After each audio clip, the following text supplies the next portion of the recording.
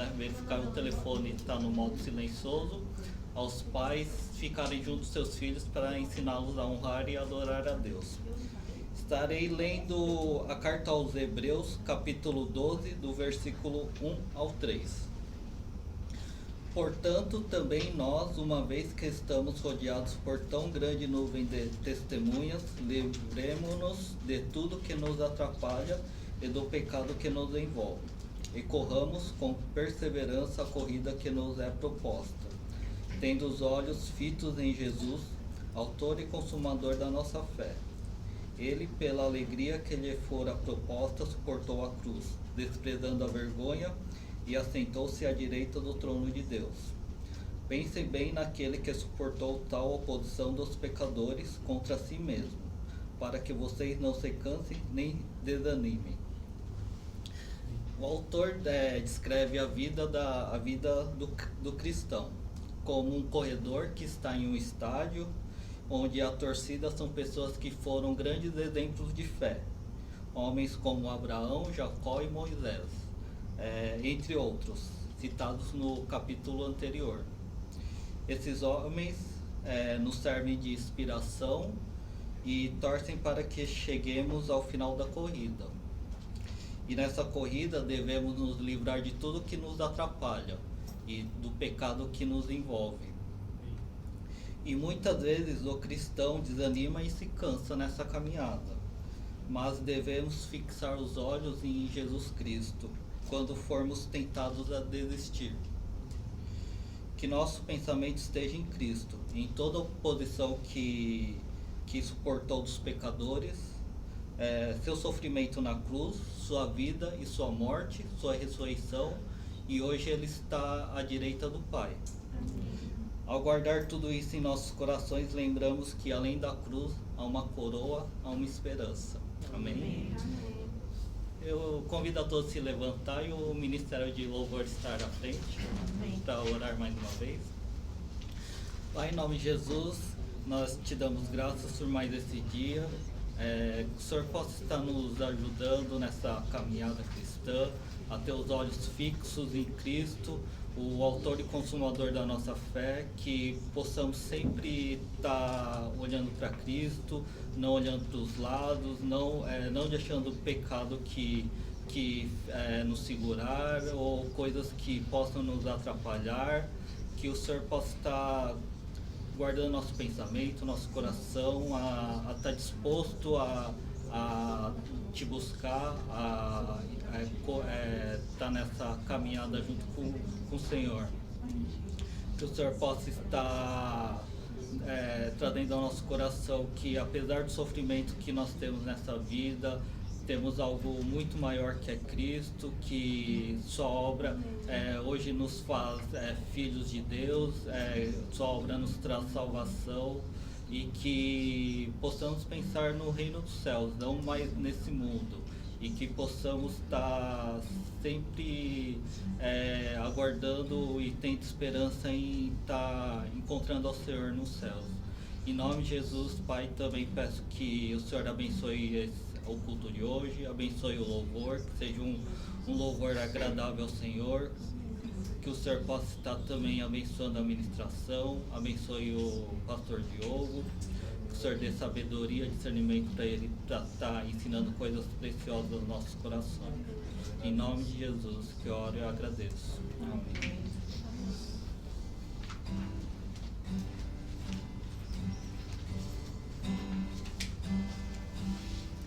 Amém. Você possa agora louvar ao Senhor, agradecer o nome do Senhor, que todo louvor e toda adoração seja dada a Ele. Ele é o único que merece. E o louvor que a gente vai cantar agora é dizendo que Ele é bom, em todo tempo Ele é bom. E que Ele é a nossa fortaleza, Ele é a razão do nosso viver. Ele é o nosso esconderijo, Ele é o fogo que queima em nós, é a chama que queima em nós. Amém? Que você possa louvar de todo o coração neste momento ao Senhor. Amém?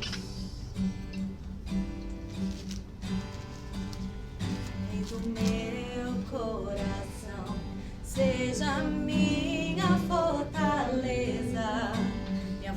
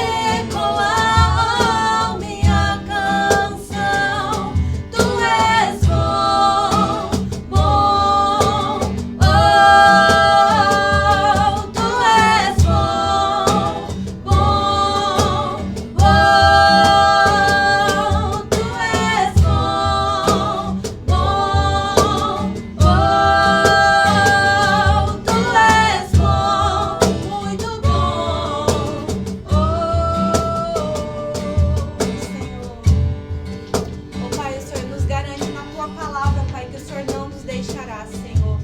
Oh, Pai, eu não sei, Pai, o processo que cada um tem passado, as dificuldades, ó Deus eterno, mas o Senhor conhece, ó Deus eterno, cada coração, cada vida, ó Deus. Oh, Pai, visita cada um, ó Deus, e que o Senhor possa colocar a mão, ó Deus, naquilo, ó Pai, que eles precisam, ó Deus. Em nome de Ti, Senhor, que eles possam, neste momento, ó Pai, declarar, Senhor, que o Senhor está na vida deles, ó Deus, e que o Senhor não nos deixará e não nos abandonará jamais, ó Deus. Amém, Jesus. Tu não me deixarás, não me deixarás jamais. Tu não me deixarás, não me deixarás jamais. Tu não me deixarás, não me deixarás jamais. Tu não me deixarás, não me deixarás jamais. Tu não me deixarás, não me deixarás jamais. Tu não me deixarás, não me deixarás jamais. Tu és bom, bom, oh, tu és bom, bom, oh, tu és bom, bom, oh, tu és bom, bom, oh. Cante mais uma vez que Ele é bom. Senhor, Tu és bom, Tu és bom, bom, oh, Tu és bom, bom, oh, Tu és bom, muito bom, oh, Jesus. Tu és bom em todo tempo. Jesus, Teu nome é maravilhoso. Senhor, tem liberdade aqui, ó Pai. Nós cremos que a Tua presença é real, Senhor, neste lugar. Oh, Deus Pai Todo-Poderoso. Que o nosso coração, Senhor, seja a Tua casa, a Tua morada, Deus. Oh, Pai. Que o Senhor possa habitar em nós, ó Deus, em todo o tempo, ó Deus. Em tudo que a gente for fazer, ó Deus, nós possamos nos lembrar, Senhor, Deus eterno. Qual é o desejo do Teu coração, Senhor, e não do nosso, Pai. Em nome de Ti, Senhor, nós Te pedimos, ó Pai. Habita em nós, faz morada em nós, Pai. Que nós possamos ser a Tua casa, ó Pai. Jesus. Senhor, tens liberdade aqui. Tens liberdade aqui. Espírito de Deus, Espírito de Deus. Tens liberdade aqui. Espírito Santo, Espírito Santo. Tens liberdade aqui. Espírito de Deus, Espírito de Deus. Tens liberdade aqui. Espírito Santo, Espírito Santo. Eu sou Tua casa, Tua morada. Eu sou Teu lar. Mude as coisas de lugar. Eu sou Tua casa, Tua morada. Eu sou Teu lar. Mude as coisas de lugar. Oh, Jesus, Jesus. Tens liberdade aqui. Espírito de Deus, Espírito de Deus. Tens liberdade aqui. Espírito Santo, Espírito Santo. Tens liberdade aqui. Espírito de Deus, Espírito de Deus. Tens liberdade aqui. Espírito Santo, Espírito Santo. Eu sou Tua casa, Tua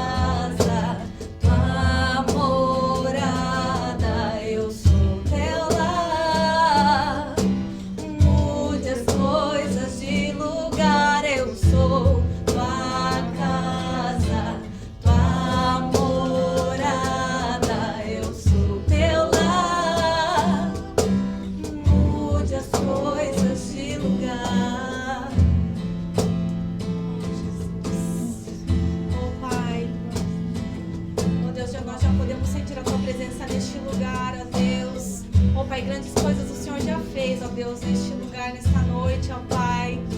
Oh, Deus. Invade os nossos corações, ó Pai, transborda-nos, Pai. Enche-nos, ó Deus, de Ti, Pai. Que nós possamos, ó Pai, querer cada dia mais de Ti, Senhor. Que o nosso eu, Pai, possa diminuir, que o Senhor possa crescer, Senhor, em nós. Oh, Pai, obrigado, Senhor, Deus. Ó Pai, pela vida, Senhor, de cada um que está aqui, ó Deus. Ó Pai, nós sabemos que o Senhor já falou através, Senhor, destes louvores, ó Deus eterno, na vida deles, ó Pai. Cuida, Senhor, da palavra, Deus, da ministração, ó Deus eterno. Ó Pai, em nome de Ti, Senhor, nós Te louvamos, Te agradecemos, ó Pai. Amém, Jesus.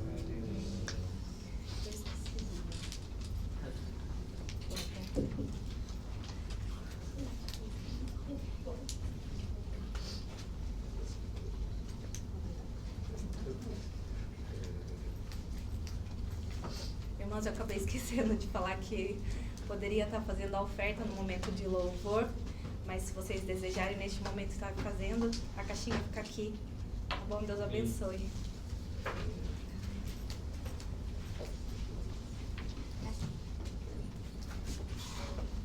Amém, querido. Graça e a paz para todos. Vamos abrir a nossa Bíblia no livro de Gálatas, capítulo 1. Nós vamos ler do versículo de número 1 até o versículo de número 10.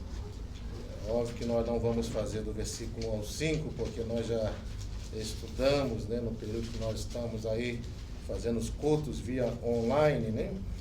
Nós já havíamos estudado já esse texto, né, um dia em cima desse Gálatas capítulo 1, do 1 ao 5, né? Mas hoje nós vamos fazer então do 6 até o versículo de número 10, mas nós vamos ler todo o texto para nós termos um entendimento acerca daquilo que vai ser ministrado, ok? Eu cumprimento a todos, a irmã Gisele, né? Deus abençoe, querida, né? O Alex, a todos que aqui estão, a irmã Inete, Daniel, né? Os seus filhos também, Cássio, Nayara e a todos, né? Que Deus possa estar abençoando a cada um de vocês. Vamos lá então. Gálatas capítulo 1, vamos ler do versículo 1 até o versículo de número 10. Todo mundo já achou? Gálatas 1, do versículo 1 até o versículo de número 10. Fala assim: Paulo, apóstolo, não da parte de homens, nem por intermédio de homens algum, mas por Jesus Cristo e por Deus Pai, que o ressuscitou dentre os mortos, e todos os irmãos, meus companheiros, as igrejas da Galácia, graça a vós outros e paz da parte de Deus, nosso Pai, e do nosso Senhor Jesus Cristo, o qual se entregou a si mesmo pelos nossos pecados para nos desarraigar desse mundo perverso, segundo a vontade de nosso Deus e Pai, a quem seja glória pelos séculos dos séculos. Amém. Versículo 6. Admira-me que estejais passando tão depressa daquele que vos chamou na graça de Cristo para outro evangelho, o qual não é outro, senão o que há alguns que vos perturbam e querem perverter o evangelho de Cristo. Mas ainda que nós, ou mesmo um anjo vindo do céu, vos pregue evangelho que vai além do que vos temos pregado, seja anátema, assim como já dissemos. E agora repito, se alguém vos prega evangelho que vai além daquele que recebeste, seja anátema. Versículo 10. Porventura procuro eu agora o favor dos homens ou de Deus? Ou procuro agradar a homens? Se agradasse ainda a homens, não seria servo de Cristo. Muito bem, vamos orar e pedir ao Senhor para que Deus possa estar ministrando essa palavra ao nosso coração e que o Senhor realmente possa falar conosco a partir de agora. Amém? Vamos orar. Pai, em nome de Jesus, nós queremos pedir a Tua bênção, a Tua graça, Pai, sobre as nossas vidas, para que nós possamos, ó Pai, ter entendimento acerca, Pai, dessa carta que é tão importante, Senhor, para o nosso desenvolvimento espiritual, e que o Senhor possa realmente falar de uma forma profunda ao nosso coração, ao coração daqueles que vão estar assistindo também, e que o Senhor mova de forma poderosa, Pai, sobre a vida dos Teus filhos. Por isso, ministra, abençoa, opera, mova com Teu poder e com a Tua graça, para a honra e glória do Teu santo nome que eu clamo, e peço a Ti, em nome de Jesus. Amém. Muito bem, então nós vamos trabalhar nesta noite um tema principal, né, que fala a respeito da defesa do verdadeiro evangelho. E o apóstolo Paulo, dentro desses 10 versículos, ele vai fazer duas divisões. Primeira, ele vai dividir a primeira parte do versículo 1 até o versículo 5, e ele vai mostrar aqui, vai defender o único e verdadeiro evangelho. E em que consiste esse verdadeiro evangelho?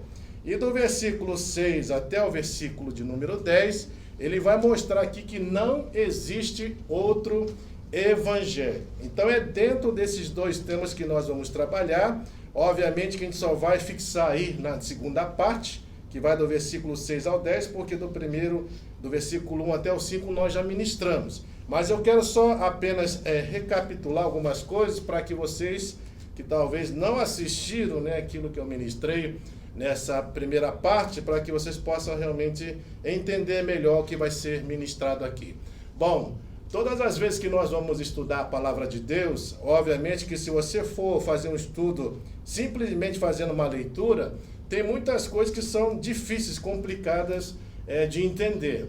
Mas o que vai nos facilitar o entendimento é justamente você procurar entender o contexto da carta, né? Isso vai ajudar você a entender o porquê, então, essa carta foi escrita, para quem que foi escrita, né? Qual é o propósito dessa carta, quem são os seus destinatários, quem escreveu. Então, todas essas questões, né, se nós realmente procurarmos entender, vai facilitar o nosso entendimento. O livro de Gálatas, na verdade, ele tem um tema principal, né, que na verdade vai nortear todo o livro. Desde o capítulo 1 até o capítulo 5, você vai ouvir falar direto sobre isso, que é a questão da justificação pela fé, né? E obviamente quando nós falamos justificação pela fé, esse é um termo bíblico, né?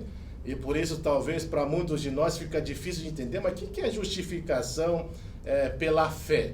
Bom, para nós entendermos de uma forma bem simples, fácil, justificação pela fé é a forma pelo qual o homem pode ter os seus pecados perdoados, é a forma pelo qual o homem pode obter a sua salvação, é a forma pelo qual o homem pode ser justificado diante de Deus, né?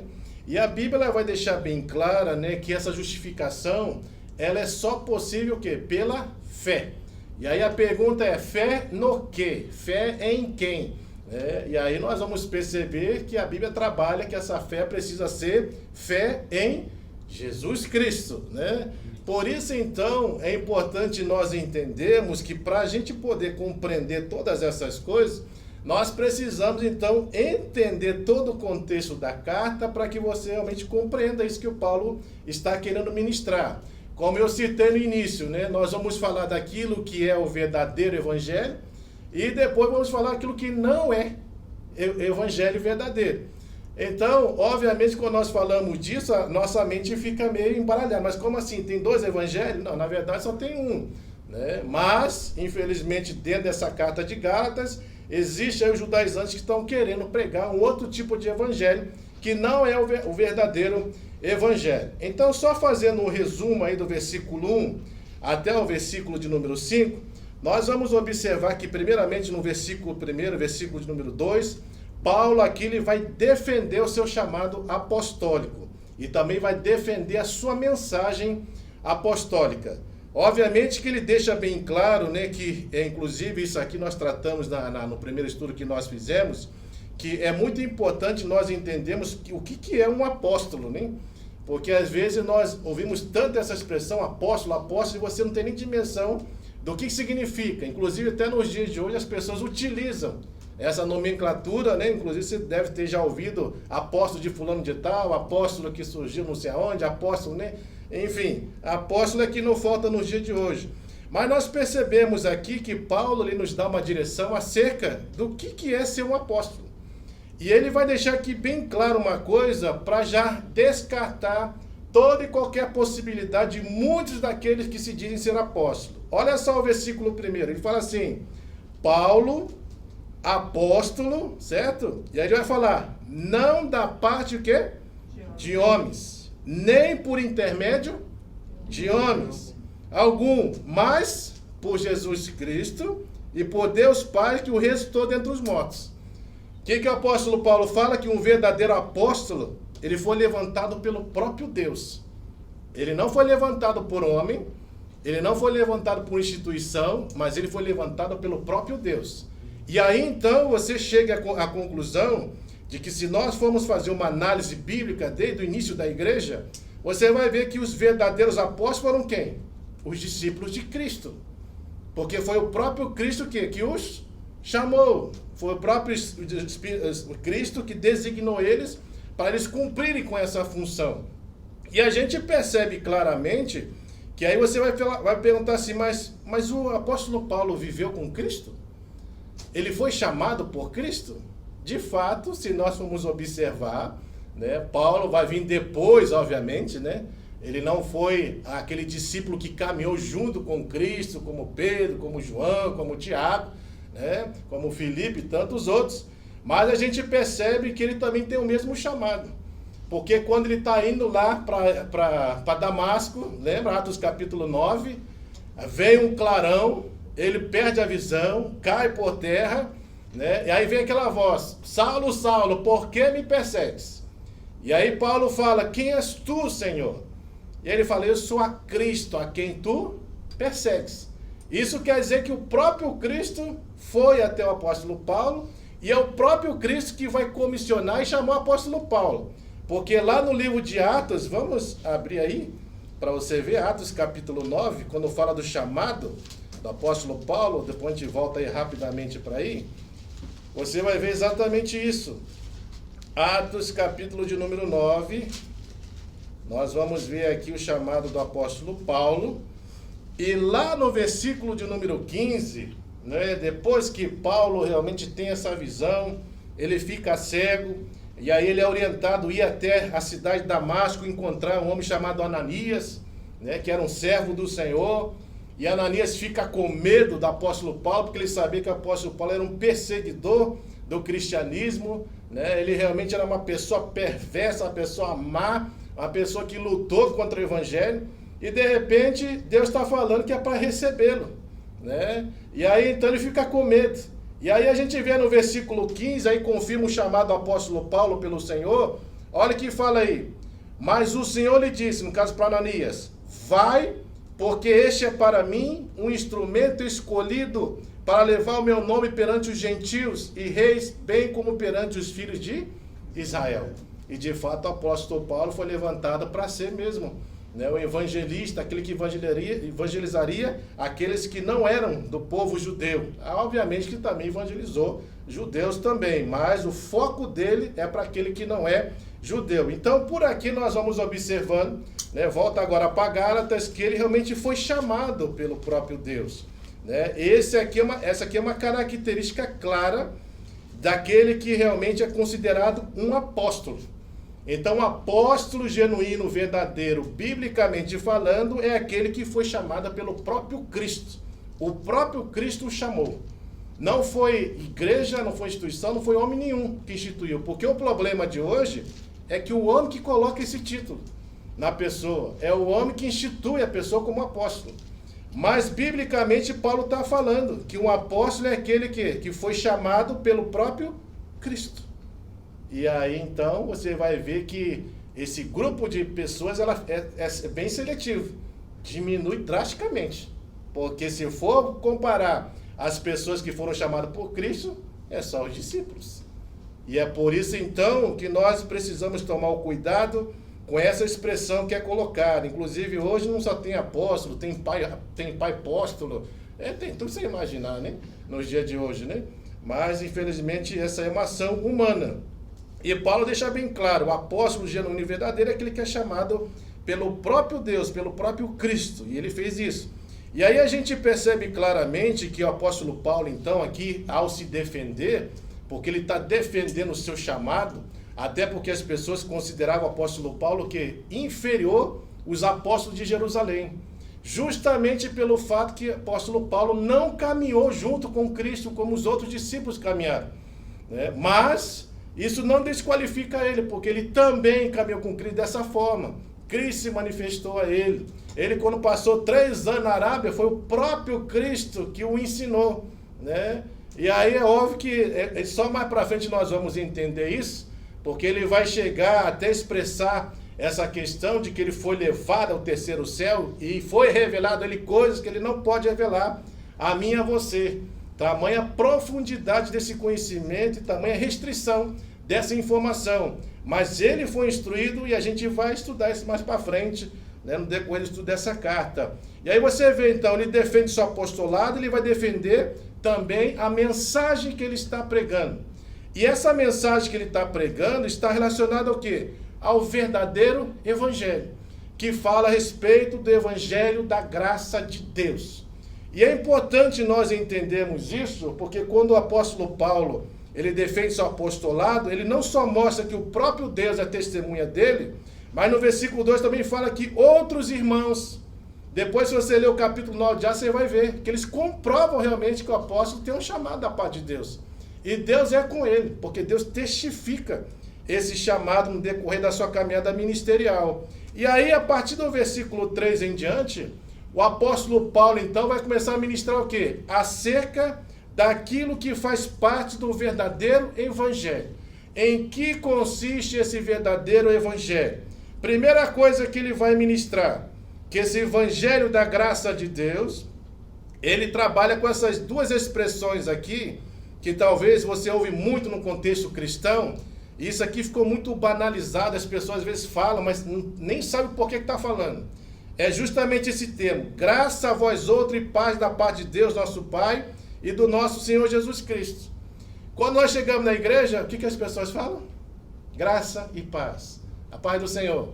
Mas a pergunta é, você sabe o que você está falando quando você está expressando graça e paz? Né? Você tem entendimento qual é o significado disso?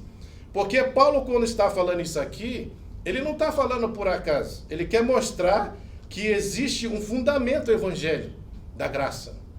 E esse fundamento está consistindo justamente nessas duas palavras. O que é graça? Favor imerecido. Mas que favor imerecido é esse? É aquilo que Cristo fez por mim e por você, mesmo nós não merecendo nada. E o que Cristo fez por nós?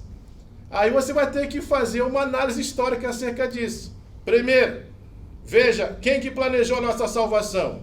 Deus, não é? João 3,16, porque Deus amou o mundo de tal maneira que ele deu o seu filho. Quem é esse filho unigênito? Cristo.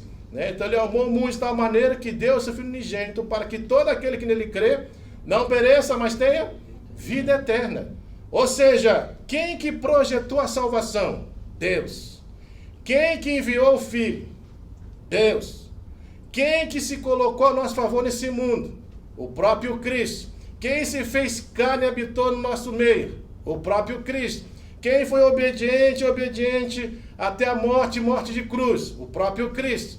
Quem que sofreu na carne, né, sendo perfurado nas suas mãos, nos seus pés, no seu lado, colocaram uma coroa de espinho nele, cuspiram nele, deram um soco na cara dele, rasgaram as suas vestes, humilharam ele, né, açoitaram ele antes de ir para uma cruz. A pergunta é, quem fez isso? O próprio Cristo se submeteu a fazer tudo isso ao meu e ao teu favor. E a grande verdade é que isso mostra o quê? Que foi de graça. Ele não cobrou nada de mim e de você. Ou seja, o que eu e você fizemos para recebermos a graça? Nada. Por isso é graça, é favor imerecido. Nós não merecíamos, mas o próprio Cristo fez tudo isso por mim e por você. E a maior expressão da graça de Deus, que eu entendo, é justamente quando Jesus está naquela cruz, depois de ter sido injustiçado, sofrido tudo sem imaginar na carne, e está lá na cruz pendurado, preso, ele olha para todos aqui, até para aqueles que o maltrataram, e diz claramente, Deus perdoa porque eles não sabem o que fazem. Perdoa. E lá na oração do Getsemane, João 17, ele deixa bem claro que ele vai interceder, orar por aqueles que ainda hão de vir. Por aqueles que nem são dele ainda, mas que um dia serão. E ora pelos discípulos, clama pela vida deles, e assim a gente vai vendo, é o Senhor que faz todas as coisas nesse evangelho da graça. Não existe obra humana, o homem não coopera coisa nenhuma com Deus. Quem fez tudo, planejou, se colocou, se dispôs, veio, cumpriu com tudo, foi ele mesmo. nós não fizemos absolutamente nada. E aí então vem a questão, por que Jesus faz isso? É o que vai falar em Gálatas, vamos ver? Olha aí que fala aí, em Gálatas capítulo 1, volta aí, versículo 3, ele começa a falar a respeito dessa graça, esse favor imerecido, ele fala da paz, porque através disso que Cristo fez, a paz significa reconciliação, nossa, porque nós éramos inimigos de Deus, agora nós somos amigos de Deus, agora somos filhos de Deus, então ele restaura a nossa reconciliação. Então perceba claramente que Deus fez isso de graça, e através de tudo que Cristo fez, ele nos restaurou novamente a possibilidade de nós termos de novo comunhão com Deus. É isso que ele faz, a paz fala disso. A paz fala dessa harmonia, dessa restauração, que através daquilo que Cristo fez, ocorreu nas nossas vidas e na vida de todos aqueles que creem. Por isso que é justificação pela fé. Você precisa crer nisso que Deus fez por mim e para você, para receber isso, né? Então você não precisa fazer absolutamente nada, porque Cristo já fez tudo por mim e por você. E agora, veja só o conteúdo do Evangelho que está falando. O conteúdo do Evangelho está aí a partir do versículo 4. Fala claramente, ó, o que o Evangelho fala? O Evangelho fala de uma entrega. Ele fala aí, ó, que o próprio Cristo, que ele se entregou, não é verdade? Entregou-se a si mesmo. Ou seja, o centro, o coração do Evangelho fala dessa entrega de coração. Ou seja, Jesus, ele fez isso sem ser obrigado. Ninguém chegou, pegou uma espada, pegou uma faca, pegou um revólver e falou assim, vai lá que você tem que pagar o preço por nós. Não. Ele simplesmente, quando Judas vai o trair, né, e ele deixou bem claro para as autoridades religiosas, ó, aquele a quem eu der um beijo, esse é o Cristo.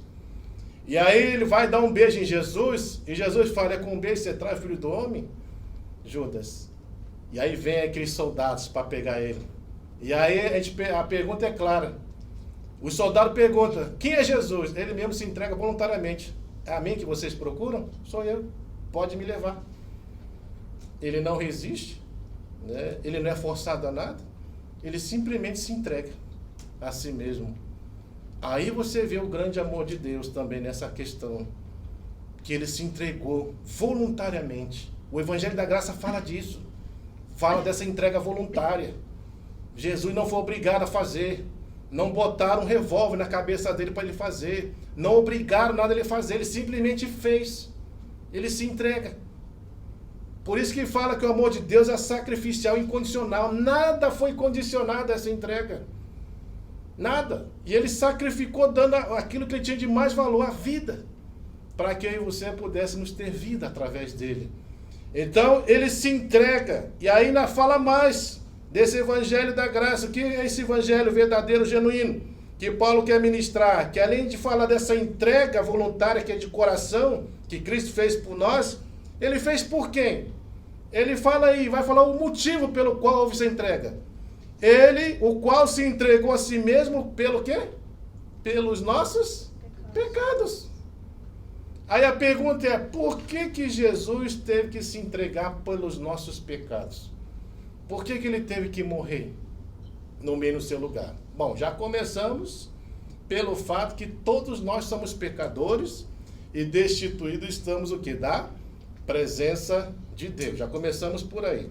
Segundo, a nossa justiça diante de Deus é como trapo de imundícia. Não serve para absolutamente nada. Terceiro, se você for ver as características do sacrifício, o sacrifício tem que ser perfeito. A pergunta é, vocês somos perfeitos? Não. Né? 4, você consegue cumprir com todas as exigências de sacrifício? Também não. E aí então fica fácil você entender, né, quando você abre rapidinho a sua Bíblia em Deuteronômio 27, versículo 26, aí você vai entender o porquê que você não podemos nos salvar por conta própria. Por que você não podemos achegarmos a Deus sozinhos? Nós precisamos de alguém que faça isso no meu e no teu lugar. Está aqui a resposta. Deuteronômio 27, versículo 26. Eu já falei uma vez aqui de que existe 2 caminhos para ser salvo, né? Aí não me entenda mal, né? Que eu já expliquei isso. Tem o caminho do cumprimento da lei, é o que nós vamos tratar daqui a pouquinho, e tem o caminho da graça.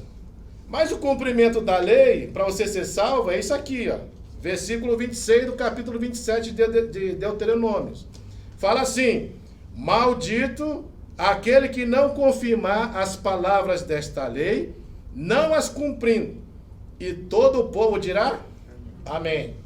A pergunta é: quem que consegue aqui cumprir toda a palavra da lei e praticar? Quem que consegue? Ninguém. A gente é falha em todos os sentidos. Até em coisas simples nós não conseguimos. Por exemplo, ame o teu próximo como a ti mesmo. Pega aquele fulano lá que pega no teu pé. Pega aquele lá que está aprontando contigo a toda hora, que quer passar a perna em você, te destruir. Tenta amar ele do mesmo jeito que você ama a si mesmo. Aí você vai se deparar que você não consegue fazer isso. A pergunta é: nós conseguimos talvez perdoar todas as pessoas? Depende. Talvez seja o nosso cônjuge, né? Porque nós amamos um pouquinho mais, né? A gente até dá uma aliviada, a gente perdoa. Mas você consegue perdoar todo mundo? A qualquer pessoa? Você consegue fazer o bem quando a pessoa está fazendo mal para você? Fazer o que Jesus falou? Né? Combater o mal com o bem, abençoar os que te amaldiçoam, orar por aqueles que vos perseguem. Consegue fazer isso? Aí a gente vai se deparar que também não. Isso quer dizer então que nós nos enquadramos dentro daquilo que João fala: aquele que diz que não tem pecado é mentiroso. Por quê? Porque todo mundo peca. E Tiago ainda vai mais profundo e fala: se alguém falhar em um ponto da lei, já falhou em toda a lei. Porque basta você falar em coisas simples, você já é um pecador, você já é falho, você já deixou de praticar aquilo que Deus quer. Isso quer dizer então que pelo caminho da lei ninguém vai ser salvo. Ninguém será salvo. Agora, a bênção de tudo isso é saber que pela lei, a lei revela quem nós somos, a nossa situação, a nossa condição diante de Deus. E por causa dessa lealdade, isso nos leva a nos voltarmos para aquele que pode nos tirar dessa situação. Que no caso é quem? Cristo. A lei mostra o caminho para Cristo. Ela mostra a sua realidade diante de Deus e mostra a sua necessidade de salvação. Então ela te encaminha para Cristo. Por isso que, analisando essa perspectiva, pela lei ninguém vai ser salvo, mas pela graça é possível ser salvo. Porque basta você exercer fé, crer na obra de Cristo e naquilo que Cristo fez por mim e por você, e a Bíblia fala que você vai ser salvo. Por isso que Atos 4,12 fala que só existe um nome pelo qual o homem pode ser salvo. Esse nome é o quê? É o nome de Cristo, né? Aí fala lá em Efésios 2, 8, 9, que pela graça sois salvos o quê? Mediante a fé. Isso não vem de vós, mas é dom de Deus. Nem não de obra para que ninguém se glorie. E a gente sabe, fé em quem? Em Cristo. Né? Só existe um mediador entre homem e Deus. Quem que é? Cristo. Jesus fala: esse é o caminho, a verdade e a vida, ninguém vai ao Pai senão por mim. Então, quem é o caminho? Quem é a verdade? Quem é a vida? Quem pode te levar a Deus? Cristo. Não tem outro.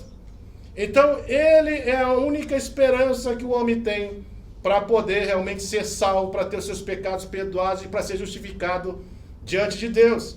E aí ele continua, voltando lá para Gálatas, ele vai falar mais a respeito desse evangelho da graça. Ele vai falar que não é só uma entrega que Jesus fez por nós de coração, por causa dos nossos pecados, porque essa é a nossa condição, mas também ele quer o quê? Nos resgatar, nos desarraigar desse mundo que perverso. E a gente sabe que a Bíblia fala que o mundo jaz no maligno, o sistema está corrompido. Tudo que você olha nesse sistema do mundo só te leva a fazer coisa contrária à vontade de Deus. E o único que pode te ajudar a se livrar desse sistema maligno é o próprio Cristo. Só Ele pode realmente nos libertar desse sistema. Só Ele pode nos dar graça para poder vencer todas essas coisas que o sistema nos oferece. É por isso que Jesus fala que aquela cédula que era contra nós, Ele foi lá e cravou na cruz. É por isso que Ele fala que aqueles que estão em Cristo já não tem mais condenação. Já não tem mais, porque nele nós somos livres. E nós podemos vencer esse sistema através do próprio Cristo. E aí ele então finaliza falando claramente, né, que segundo a vontade do nosso Deus e Pai, perceba claramente que tudo isso ele faz segundo a vontade do Pai, de Deus. Ou seja, a vontade de Deus é boa, ela é perfeita e ela é o quê? Agradável. Então, por causa de toda essa obra, qual é o resultado final de tudo isso? Se eu e você temos consciência que o Evangelho da Graça fala a respeito de tudo isso, daquilo que Cristo fez voluntariamente, se entregou por nós, por causa dos nossos pecados, porque nós tínhamos capacidade de cumprir com as exigências do sacrifício da lei, né? E aí ele vem, nos liberta desse sistema, né, para cumprirmos a vontade do Pai. Ou seja, tudo isso só pode chegar ao resultado final, que é glorificar a esse Deus. É por isso que ele fala no 5, a quem seja a glória pelos séculos dos séculos. Amém.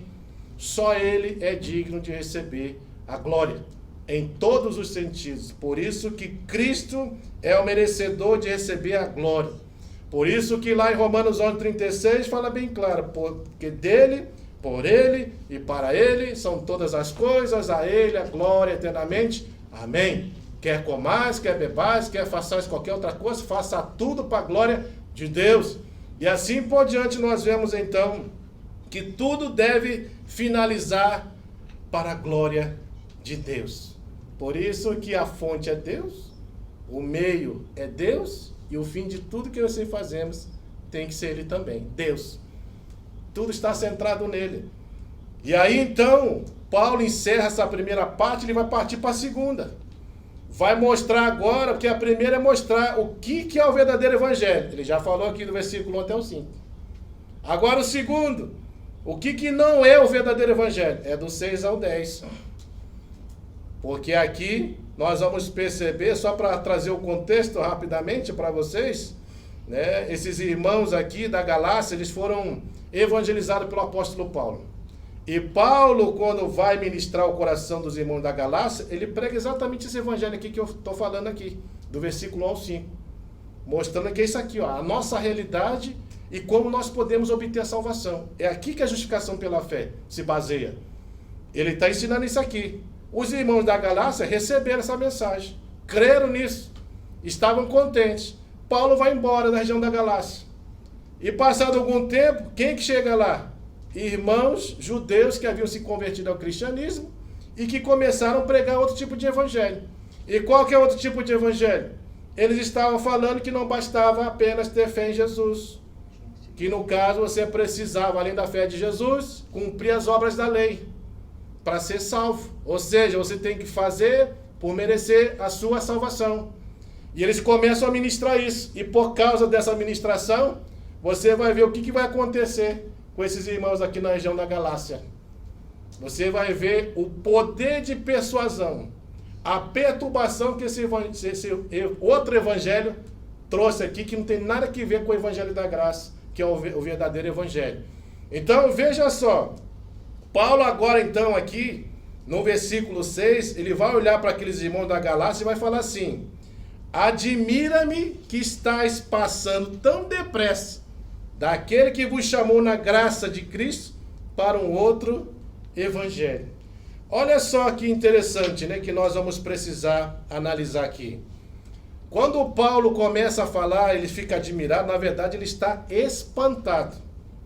Né? Ele está espantado porque os irmãos aqueles irmãos da região da Galácia, eles rapidamente deixaram de crer no evangelho que ele pregou para começar a crer nesse evangelho que os judaizantes estavam pregando, que é o evangelho das obras da lei. E esse evangelho das obras da lei, ele está muito arraigado nos dias de hoje, na vida do cristão. Para você ter ideia, esse evangelho do fazer por merecer, se você for fazer uma pesquisa, pode fazer, com pessoas que são cristãs.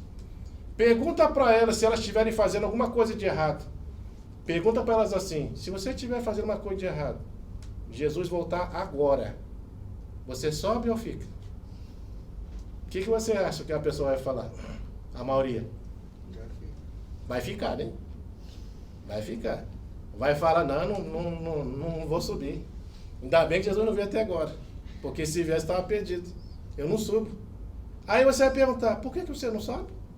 Ah, porque eu estou fazendo isso, isso, isso. Sabe o que ele está afirmando? É esse evangelho aqui das obras da lei. Que tem que fazer por merecer a salvação.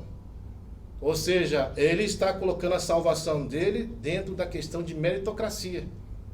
Como é que eu mereço? Se eu estiver em obediência a Deus, fazendo tudo que é certinho.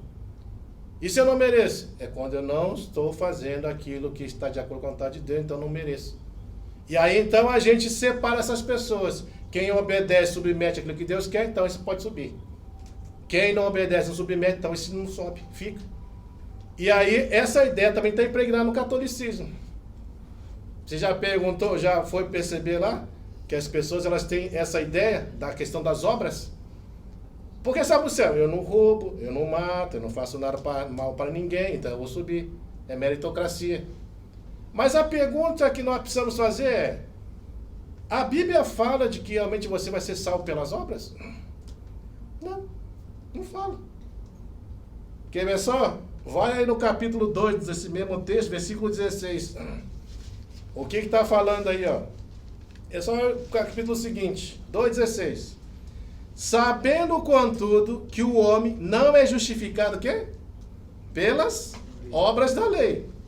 E sim mediante a fé em Cristo Jesus. Também temos crido que em Cristo Jesus, para que fôssemos justificados pela fé em Cristo, e não por obras da lei. Por obras da lei, ninguém será justificado. Aí eu já expliquei. Por que pelas obras ninguém vai ser justificado? É justamente porque você não temos a capacidade de cumprir toda a lei.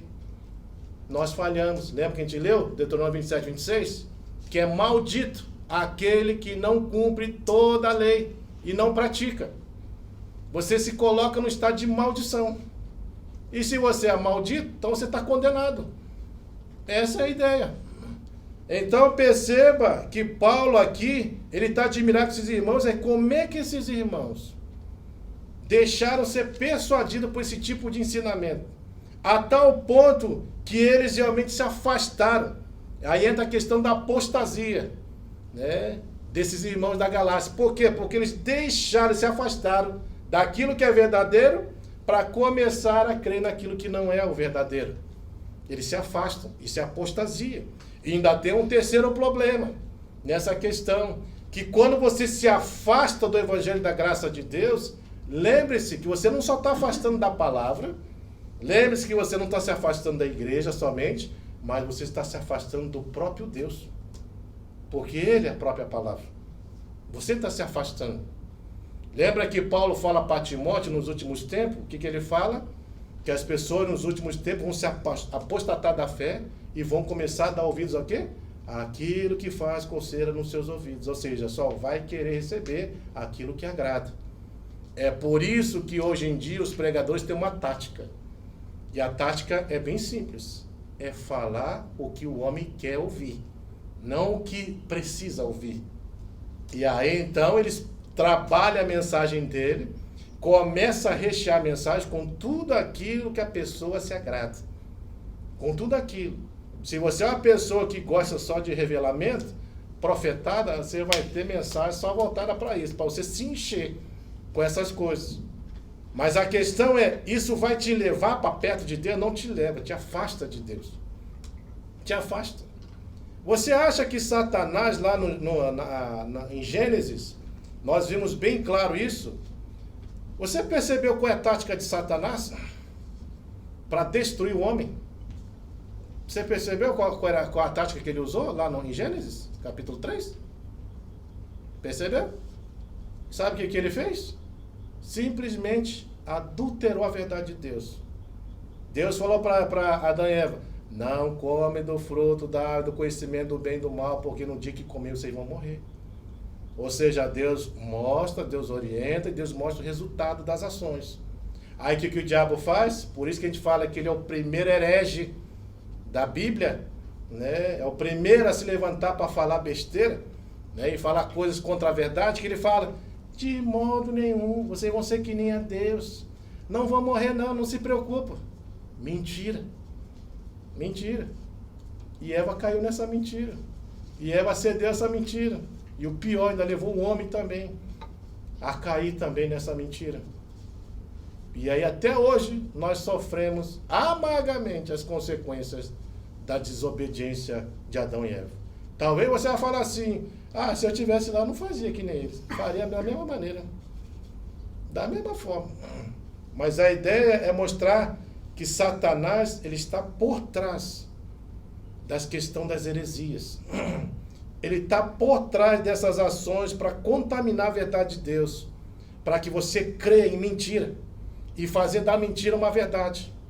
Porque se você crê numa mentira achando que é verdade, essa mentira destrói você, porque vai levar você a praticar uma coisa errada e de forma errada.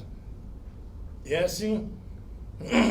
Eu lembro uma vez, eu acho que até citei para vocês, de um caso de uma irmã, ela foi pedir aconselhamento para um pastor no Brasil, ela estava passando aqui um momento difícil, aqui estava cheio de problemas, envolvendo todo tipo de pecado, você imaginar, mas o pior era a questão do adultério. E aí ela estava tão presa nisso e chegou num ponto que ela estava tão perturbada que ela queria sair daquela situação. Aí ligou para o pastor dela no Brasil. Aí o pastor dela no Brasil disse assim, ela falou tudo isso, e falou assim, minha irmã não se preocupa com isso. E ela falou assim, por que, pastor? Eu falei, não se preocupa, a Bíblia fala de que onde superabundou o pecado, superabundou a graça de Deus. Então, quanto mais pecado, mais graça de Deus você vai ter sobre a sua vida. Aí, então, a pessoa começou a acreditar nisso. Baseado-se que realmente num texto bíblico. Mas Paulo em nenhum momento orienta esse tipo de ação, porque Romanos 6 deixa bem claro. Só porque vocês estão debaixo da graça, vocês vão continuar pecando? De modo nenhum. Não é para ficar pecando, porque o pecado te afasta de Deus, te leva em contra Deus. Não te aproxima de Deus. Então isso não vem de Deus, mas vem do próprio diabo. O diabo ele é perito para fazer ver mentiras se tornarem verdade. E é o que ele está fazendo aqui através dos judaizantes. Ele está ministrando isso aqui. Paulo está espantado, falando, como é que esses irmãos que estavam alicerçados no evangelho puro, genuíno, verdadeiro, estavam frutificando de uma forma certa, como é que eles caíram nessa ação? Como é que eles deixaram ser levados por essa ideia de que eles realmente têm que fazer por merecer a salvação dele? Como é que eles estão rejeitando a graça de Deus? Para começar a realmente crer nessa ideia de que eles tinham que fazer por merecer a salvação. E aí entra, a questão das obras dela entra, ação de circuncisão, guarda de sábado, fazer dietas alimentares, guardar os rituais cerimoniais, tudo você tinha que fazer a partir do momento que você era circuncidado. Né? Porque no Velho Testamento é justamente isso, quem se circuncidava se tornava povo de Deus. E os judaizantes pegaram isso para mostrar, você não quer ser povo de Deus? Então, além de você professar fé em Cristo, você tem que se tornar povo. Para se tornar povo, você tem que se circuncidar. E ao circuncidar, você tem que cumprir toda a lei também de Moisés. Então, ele estava jogando isso sobre eles. E é por isso, então, Paulo se espanta. Segundo, aí ele percebe que os crentes estão se afastando. Terceiro, eles começam a perceber que esse afastamento não é só da palavra ou da igreja, mas é do próprio Deus. E por último, a gente percebe que Paulo vai enfatizar que esse evangelho é um outro evangelho, não é o evangelho verdadeiro. E a palavra que ele usa aqui para outro evangelho é a palavra héteros. Héteros significa o quê? De uma outra substância. É diferente. Não é da mesma essência. E é por isso que era perigoso. Porque esse evangelho, se eles recebessem esse evangelho, isso levaria eles a viver de uma forma diferente daquilo que Deus desejaria para eles. Né? E aí fala, versículo 7. Né? Ele começa a falar, o qual não é outro senão que há alguns que vos perturbam e querem perverter o evangelho de Cristo. Né? Essa ação aqui de perverter, né, tem a palavra grega que chama metastrepsai, nome bonito, que fala inverter e virar os ensinamentos em direção contrária.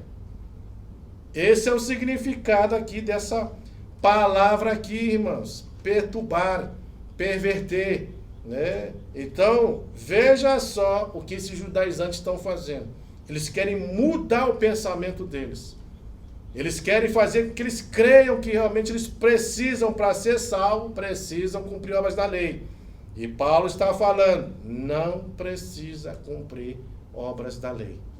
Agora, tem que tomar cuidado que quando Paulo fala que não precisa cumprir obras da lei, tem pessoas que pensam então que Paulo é contrário a você então ter que obedecer, por exemplo, ame o teu próximo, perdoe o teu irmão, né? Fale somente a verdade, que ele é contra essa obediência de leis nesse sentido. Ele não é contra a obediência da lei. Ele é contra as pessoas acreditarem que é cumprindo a lei que vão ser salvos. Isso que ele é contra. E é isso que os judaizantes estão ensinando. Mas ele não é contra a questão de você obedecer à lei que está escrito, ame o teu próximo, perdoa o teu irmão, ame o seu irmão, né? Interceda um pelos outros. Ele não é contra esse tipo de obediência à lei. Mas isso fica na esfera da prática de vida cristã. Isso não pode ser colocado como meio para a salvação. Ou seja, ao fazer isso, aí sim eu sou salvo. É isso que ele está combatendo. Esse tipo de evangelho. E nós temos que tomar cuidado que por causa desse tipo de evangelho, e eu já tenho experiência por causa dos irmãos, que eu já tive acompanhando, quantos irmãos perturbados com esse tipo de evangelho. Quantos irmãos se condenando. Quantos irmãos se achando um zero à esquerda. Quantos irmãos que muitas vezes falam, pastor, eu tento, e muitas vezes quando eu olho, fiz de novo que era errado. Cometi de novo aquilo. Deus não vai mais me perdoar. Eu estou perdido. Por isso que se Jesus vir hoje eu não subo. Mas a pergunta é, aonde está escrito que por causa de você ter feito isso, Deus vai te condenar? Agora, isso eu não estou falando para você que você é livre para ficar pecando. Mas só o fator de você reconhecer que você está errado, o fator de você saber que o que você está fazendo não convém, não está certo, isso é sinal que o Espírito Santo de Deus, que convence o homem do pecado, da justiça e do juízo, está trabalhando no coração da pessoa. E a pessoa está se sentindo um nada, um zero à esquerda, um condenado, um rejeitado. Acha que realmente não é salvo, acha que não é filho, acha que Deus nem olha para ela. Eu já conversei com muita gente assim. Agora, por que elas estão se sentindo assim? Por causa desse evangelho, que não é evangelho. Por causa desse evangelho do fazer por merecer a sua salvação. E aí, se você ficar preso nisso, sabe o que vai acontecer? Você vai ser mais um a ficar decepcionado com você mesmo. Porque faça uma análise da sua caminhada cristã. A pergunta é, desde quando você converteu, você nunca mais falhou? Falhou ou não falhou? Já falhou. Aí você agora está certinho. Mas vai passar algum tempo, pode ser minutos, horas, depende, né, de cada um. Mas você pode aprontar uma coisa e fazer uma coisa que não convém como cristão. Aí o que vai acontecer? Por causa de evangelho, você vai se condenar de novo. Aí você vai começar a ter um conflito dentro de você, é aquele conflito que Paulo fala em Romanos 7. O querer fazer o bem se não faço, mas o mal que não quero é ser faço. Se não faço aquilo que não quero, já não sou eu que faço, mas é o pecado que está em mim. Miserável homem que sou, quem que vai me livrar do corpo dessa morte? Você já se colocou numa posição assim? Onde você queria fazer uma coisa e não conseguiu fazer? E aquilo que não deveria fazer, fez? Aí depois você fica pensando, mas por que eu fiz isso? Eu tenho o Espírito de Deus sobre mim. Eu sou um cristão, como que eu fui fazer um negócio desse? Por que eu caí nessa coisa, mesmo sabendo que era errado? Por que eu fiz? Isso para você entender que nós estamos ainda debaixo de uma natureza pecaminosa e nós precisamos entender que até que Cristo volte, a nossa natureza ainda vai ser corruptível. Ou seja, se corromperá. Mas quando Jesus voltar, a Bíblia fala que ele vai nos dar um corpo quê? Incorruptível. Aí sim, não se corrompe mais. Aí o pecado não tem mais poder sobre você. Aí você vai ser literalmente espiritual. Mas até lá, é isso que vai acontecer. E é por isso que tem muitos crentes afastados hoje do caminho de Deus. Por causa desse tipo de evangelho. Chegou um jovem, alguns meses atrás na igreja, e ele estava lá cabisbaixo para baixo. Ele mesmo falou assim, pastor, eu já não sou salvo, eu perdi minha salvação. E eu falei, por que você está falando isso? O pastor me falou isso. Ó o problema, né, que nós temos, que já começa lá de cima, pela falta de informação e de conhecimento daqueles que estão liderando. E aí eu falei para ele, mas por que o pastor falou que você está condenado? Porque eu botei uma tatuagem. E ele me disse que quem bota tatuagem já era, já está marcado e condenado ao inferno. Aí eu falei para ele o seguinte, eu falei, me mostra na Bíblia que tatuagem leva uma pessoa à condenação. Porque eu vou mostrar para você o que leva uma pessoa à condenação. E aí ele falou assim, não, mas o pastor usou lá um texto lá do Velho Testamento. Eu falei, ok, mas me mostra que é nessa perspectiva que o texto está falando, que é botando uma tatuagem você está condenado. E aí, o que aconteceu? Ele mandou então falar, então estava escrito que realmente não é isso que condena o homem. Aí eu comecei a citar os textos. Quer ver só? Vamos lá. Primeiro, aí citei João 3,16, porque Deus amou muito de tal maneira que deu seu Filho unigênito para que todo aquele que nele crê não pereça, mas tenha a vida eterna. Aí eu perguntei para ele, o que leva aqui a pessoa a perder a vida eterna? É você não receber a Cristo, não é? Ok, vamos para outro texto. E Jesus disse, eu sou o caminho, a verdade e a vida, e ninguém vai ao Pai senão por mim. A pergunta é, como é que você chega a Deus? Por meio de Cristo, não é? É. Vamos ler Atos 4,12. Só existe um nome pelo qual você pode ser salvo. Esse nome é o nome de Cristo. O que pode salvar? Cristo. Lê aqui Gálatas 2,16. Que pelas obras da lei ninguém vai ser justificado, mas somente pela fé em Cristo. O que te salva então? Fé em Cristo. Vamos ler 1 Timóteo 2,5. Só existe um mediador entre homem e Deus. Quem que é o mediador? É Cristo. Lê agora Efésios 2:8-9. Vós sois salvos mediante a fé, pela graça mediante a fé. Isso não vem de vós, mas é dom de Deus, ou seja, presente de Deus, a salvação. E não de obras para que ninguém se glorie. Então aqui já descartou obras. Não é por obras que ninguém vai ser condenado. Não é pelo que você fez ou deixou de fazer que você vai ser condenado. Mas a única coisa que pode condenar um ser humano é quando ele rejeita a única pessoa que pode salvar. Que aí no caso é quem? Cristo. A pessoa, ela só vai decretar a condenação dela, lembrando que a pessoa já nasce condenada.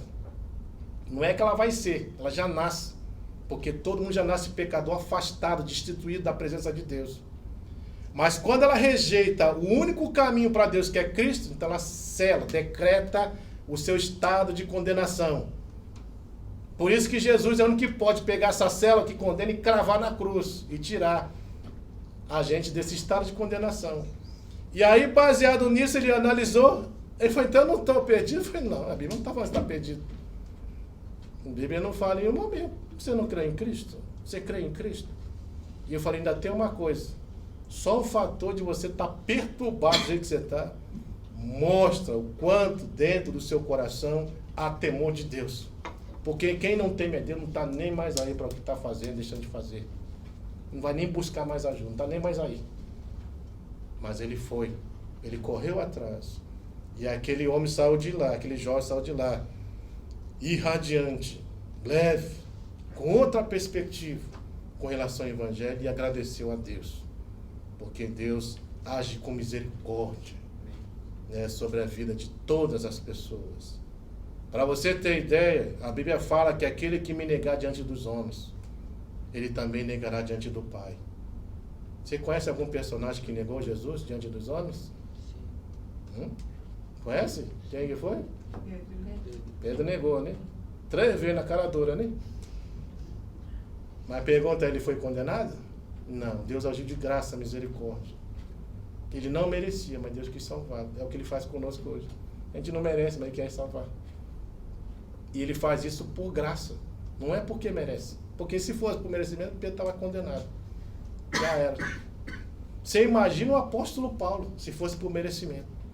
Aquele que perseguia, aquele que arrancava as pessoas da sinagoga, arrancava das casas. Imagina ele. Se ele seria salvo por mérito, estaria perdido.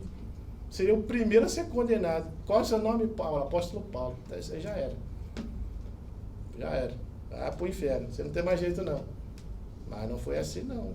Cristo alcançou. Lembra de Davi? Davi é a maior prova da graça e misericórdia de Deus.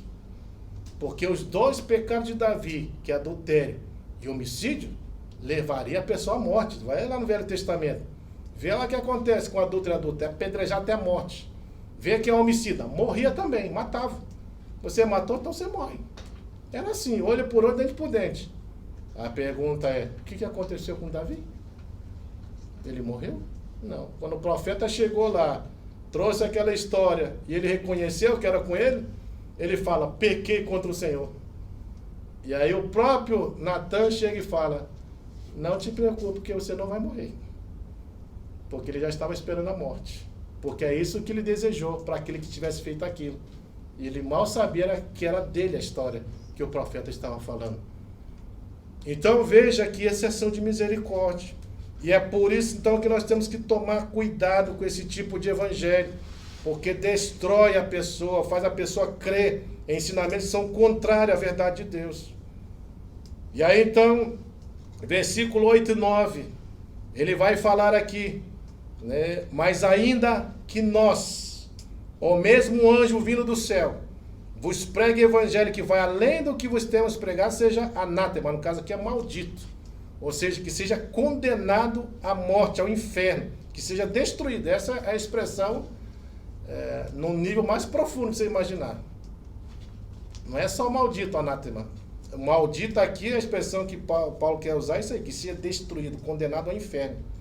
Né? Assim como já dissemos, agora repito, se alguém vos prega evangelho, que vá além daquele que receber, seja anátema. Olha só como Paulo está indo, batendo de frente, né, com esse tipo de ensinamento.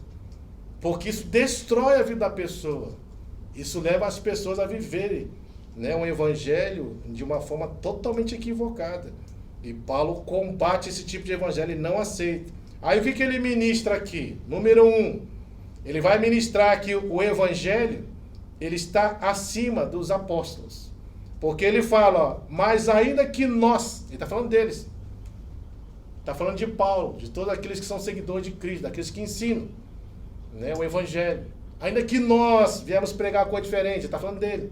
O que ele está falando? Ele está falando que o evangelho está acima dos apóstolos. Ainda que os anjos venham pregar, ele está falando que o evangelho está acima dos anjos, né? E aí continua ministrando, vindo do céu, prega o evangelho. E assim como já dissemos, e agora vos repito, que se alguém aqui, agora já está falando dos judaizantes, vos prega o evangelho além daquilo que receber, seja anátema. Então, o evangelho está acima dos falsos mestres também. E o que Paulo está falando aqui para os irmãos da Galácia? Eu sei que esses falsos mestres vieram até você. Mas mesmo que se nós viéssemos falar o evangelho, contrário àquele evangelho que eu ensinei, mesmo que venha um anjo, quer dizer, está falando de uma ação sobrenatural, né? Porque os anjos até desejavam pregar o evangelho, mas não foi dado a ele, né, esse trabalho. No caso, está dado aos cristãos. Mesmo eles que desejam pregar, viessem pregar o evangelho, além disso aqui, também é para rejeitar. E aí ele ainda continua, quanto mais esses judaizantes que vieram, é também para rejeitar. Por quê? Porque o evangelho está acima. Está acima do homem. Não é o homem que é mais importante. Não é o mensageiro que é mais importante, mas é a mensagem. A mensagem aqui não é de Paulo, a mensagem aqui não é dos anjos, a mensagem não é dos judaizantes. Aqui é a mensagem de Cristo. É essa mensagem que tem que estar acima de qualquer coisa. E nada pode deixar realmente abater esse tipo de mensagem, porque senão destrói. E é por isso então que Paulo ele fala bem claro que esse evangelho que ele está pregando é o evangelho que precisa ser recebido, é o evangelho que traz bênção, é o evangelho que produz vida. Mas aceitar esse evangelho, está falando do versículo 6 em diante, vai produzir maldição, condenação, destruição.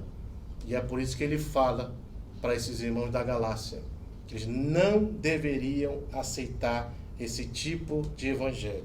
Agora Paulo finaliza no 10 com algo tremendo. Veja a motivação dele no evangelho.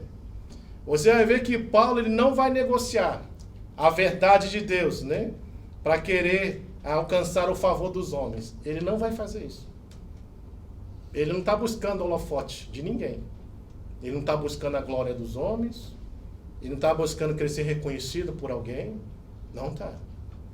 A função de Paulo é querer servir a Cristo e realmente cumprir com o propósito de Cristo e obedecer a esse Cristo, né, de forma fiel.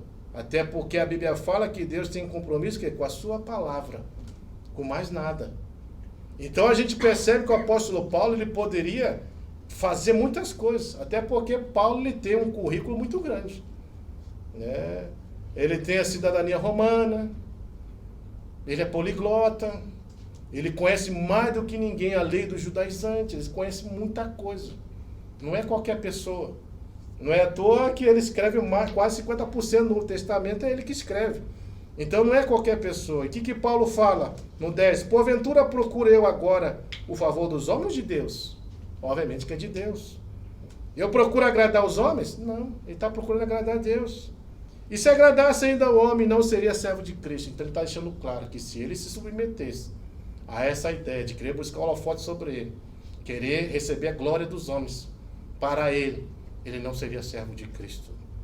Por isso Paulo então está disposto a mesmo a sofrer todo tipo de afronta, mesmo ele sofrendo todo tipo de injustiça, mesmo a imagem dele está sendo denegrida em todo sentido, ele prefere passar por tudo isso, mas se manter-se fiel ao Senhor, manter-se fiel a esse evangelho e não ceder nenhum passo para trás por causa desses judaizantes. Ele é capaz de passar qualquer coisa, mas ele não vai abrir mão dessa verdade. E isso traz assim para nós um grande exemplo para as nossas vidas, no sentido que também nós precisamos como cristão também bater o pé e ser firme naquilo que nós cremos, de não aceitarmos qualquer coisa, né? Principalmente coisas que são contrárias à verdade de Deus, nós temos que rejeitar. E nós temos que combater, sermos verdadeiros apologistas da fé.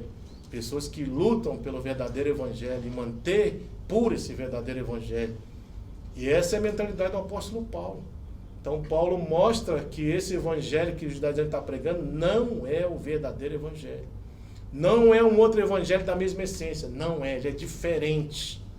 Totalmente diferente, oposto àquilo que Cristo os ensinou. Por isso que Paulo, quando falava para Timóteo, ele deixava bem claro: aquilo que ouviste, aquilo que aprendeste de mim, isso aí, praticai e ensinai.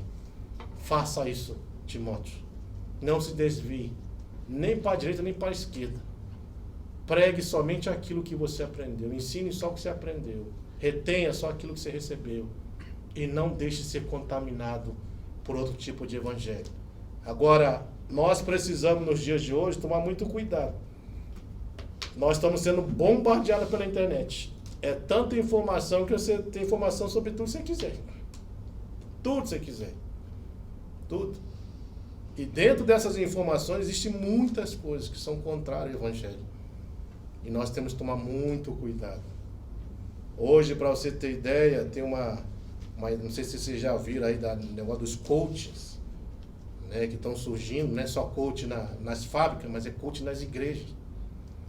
E aí tem os pregadores que eles estão colocando como centro o homem, no centro de tudo. Você pode, você tem potencial, você tem que desenvolver isso, está dentro de você, né? Você não nasceu para ser cauda, mas nasceu para ser cabeça. Você não é filho de alguém qualquer, não. Você é filho do rei, do Criador do universo. Você não pode ficar aceitando qualquer coisa. Você tem que pedir do bom, do melhor. Tem que ter a melhor casa, melhor carro. Tem que ter melhor emprego, melhor serviço, melhor salário. E vai por aí. Aí vai pregar lá para os irmãos da África lá. Vai lá pregar esse tipo de evangelho. Prega lá. Prega lá para os irmãos da Índia. Família, não tem nem o que comer no dia. Prega esse evangelho que eu quero ver se funciona lá. Esse é o problema. Por isso que uma das coisas que me alegrou muito foi quando um pastor que é da nossa denominação, ele trouxe um vídeo mostrando lá que ele foi na África e ele falava que tinha que caminhar 1h30 para chegar no culto. Imagina na África, aquele sol escaldante. Todo mundo, alguns descalços, porque não tinha chinelo.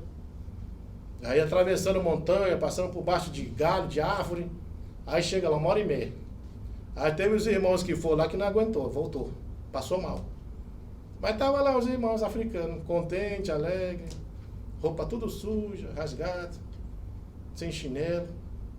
Aí chegando lá 1h30 depois, louvou o Senhor. Aí chega na igreja, não tem igreja, né? É embaixo de uma árvore. A cadeira é um tronco de madeira. Você senta, mas estão lá com alegria, louvando a Deus. E depois 1h30 para voltar. E às vezes a gente já reclama por qualquer coisa, né? 10 minutinhos já reclama. Onde que é? Ali. Quanto é? Dá 10 minutos. Ei, não dá não. Ei, tá com neve hoje. É chuva, é calor, né? É granizo. É tudo sem imaginar. Tudo é desculpa não vir, não buscar. E olha que nós estamos num país livre, né? Você pode cultuar Deus de forma livre. E a gente não aproveita absolutamente nada nesse sentido, né? Então que nosso coração possa estar apegado a essas verdades, né? E que a gente faça que nem o apóstolo Paulo. Sejamos fiéis à verdade de Deus, ao verdadeiro evangelho. E vamos lutar para preservar esse verdadeiro evangelho, que realmente é o evangelho que tem poder para salvar, transformar, libertar, trazer esperança para os perdidos, né? E assim por diante, né? Que Deus guarde o nosso coração e nos ajude a vivenciar essas verdades dessa forma. Amém? Então vamos orar, agradecer ao Senhor e pedir para que Deus possa estar ministrando isso ao nosso coração.